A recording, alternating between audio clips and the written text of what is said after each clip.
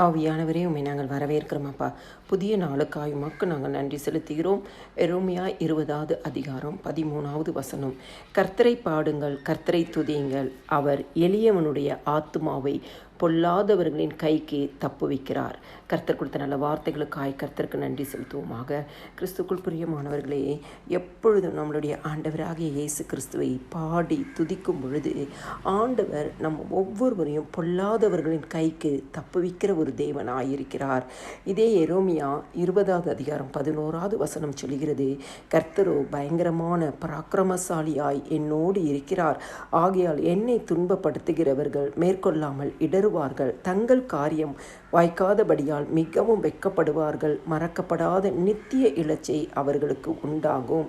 நாம் கர்த்தரை துதித்து பாடி எப்பொழுதும் கர்த்தரோடு நம்ம இருக்கும் பொழுது ஆண்டவராகிய இயேசு கிறிஸ்து நமக்கு பயங்கரமான பராக்கிரமசாலியாய் நம்மோடும் நம் குடும்பத்தோடும் பிள்ளைகளோடும் நம் வேலை ஸ்தலத்தோடும் ஊழியத்தோடுமே இருப்பார்.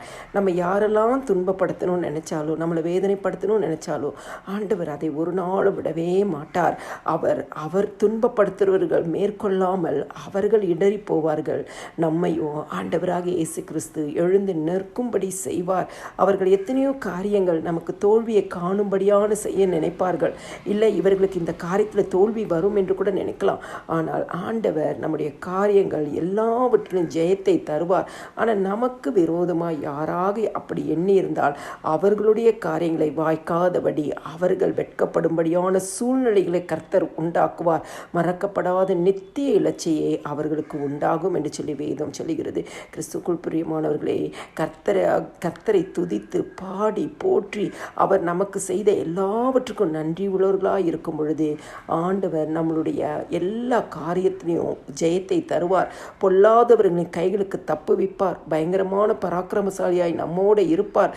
நம்மை துன்பப்படுத்துகிற மேற்கொள்ளாதபடிக்கு நம்மளை ஆசிர்வதிப்பார். நம்மளுடைய காரியங்கள் எல்லாவற்றிலும் ஜெயத்தை தருவார். எல்லா துதியும் கனமும் மகிமையும் ஸ்தோத்திரமும் என் ஆண்டவராகிய இயேசு கிறிஸ்து ஒருவருக்கே செலுத்துகிறேன். ஆமேன்.